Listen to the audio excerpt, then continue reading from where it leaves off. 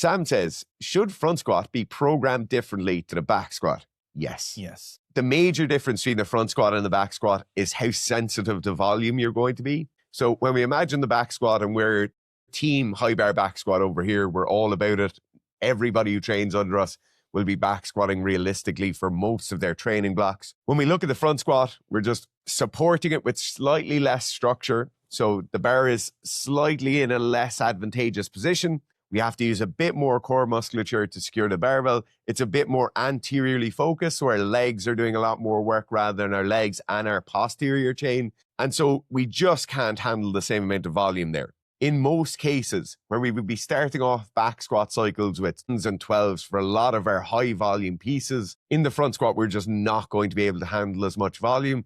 You'll end up degrading your positions far faster. We'll have this regression to a secondary position where we lose the upper back structure, or we start really shooting our hips back and struggling to secure the barbell on the front rack. And so when we start getting into the initial phases of accumulating some volume, building up that general preparedness to then go into the squat block itself, we can't do it with 10s, we can't do it with 12s. And that's why if you look at our squat program, the initial weeks look far more different than the later weeks do. One thing to note as well when you're programming front squats is they're much more technically punishing at heavier weights. So they do require more near maximal attempts, 10, 20% extra compared to a back squat. For the most part, a back squat at 80% and 90%, very, very similar feeling when you're fresh as opposed to 100 or 105%. There's very little difference once you're reasonably well trained. The problem with a front squat is that every degree of positional change, which gets worse, is going to cost you a lot more on the weights in your front squat. So let's say we put an imaginary number of 5% deviation on positions in a back squat, you can probably tolerate 10, 15, 20 kilos more maybe in some scenarios. However, in a front squat, a deviation of just a few percentages of technique at really maximal weights and you're pretty strong could cost you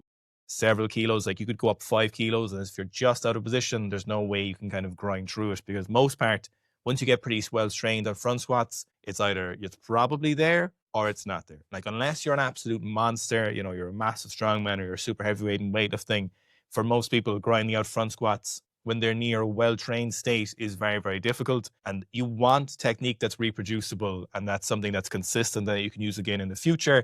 And so it makes sense to prioritize the technique of the front squat because it'll take you further along. So maybe now if you're 2 years into training, you can grind out an absolutely disgusting 120 kilo front squat, for example, you're better off having better quality technique and letting it go a little bit, because the front squat will punish you more for more technical deviations that the back squat wouldn't. Front squat, you need better technique to hit more weights, and it gets more punishing as you get heavier. So you just need some more attempts periodically throughout the program in most cases to make sure that the technique you're using is a good technique for heavy weights.